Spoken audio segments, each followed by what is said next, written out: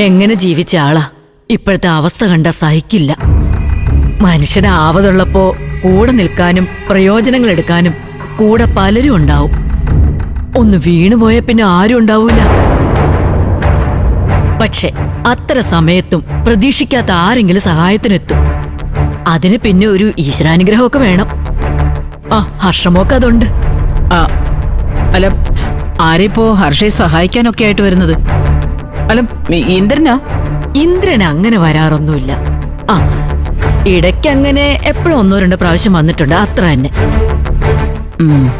പിന്നെ അനുപമ വരും.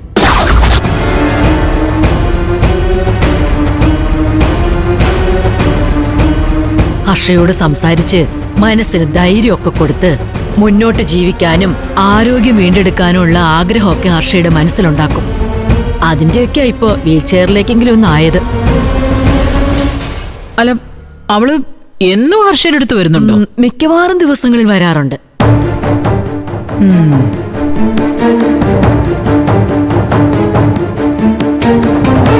എന്റെ സുശീലെ, അനുപമയ്ക്ക് നല്ല മനസ്സാ.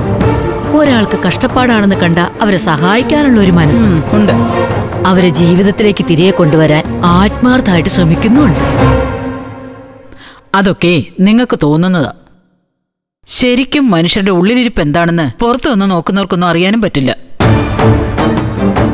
അനുപമ എന്തിനാ എന്നും അവിടെ വരുന്നതെന്നും അവളുടെ ഉദ്ദേശം എന്താന്നൊക്കെ ഇപ്പം നിങ്ങൾക്ക് മനസ്സിലാവില്ല. അതെന്താ സുശീല അങ്ങനെ പറഞ്ഞത്? അനുപമ എന്താന്നും അവൾ എങ്ങനെയൊക്കെ ചിന്തിക്കുമെന്നും എങ്ങനെയൊക്കെ പെരുമാറുമെന്നും എനിക്ക് നന്നായിട്ട് അറിയാം. അതുകൊണ്ട് തന്നെയാ ഞാൻ അങ്ങനെ പറഞ്ഞത്. സുശീല എന്താ അനുപമയെ കുറിച്ച് മനസ്സിലാക്കി വെച്ചിരിക്കുന്നതെന്ന് എനിക്കറിയില്ല. പക്ഷെ ഞാൻ കാണുമ്പോഴെല്ലാം ഇത്രയും നല്ല മനസ്സ് സ്വഭാവമുള്ള പെൺകുട്ടികളെ കണ്ടുകിട്ടാൻ തന്നെ പ്രയാസമാണല്ലോ എന്ന് ചിന്തിക്കാം. അവളുടെ നല്ല മനസ്സ്.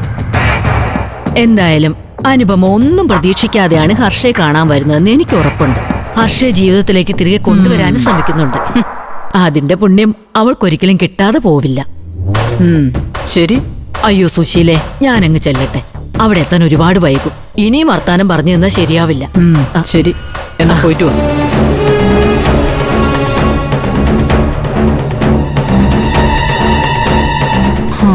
അനുപമ എന്തിനാ ഹർഷയുടെ അടുത്തേക്ക് പോകുന്നത്?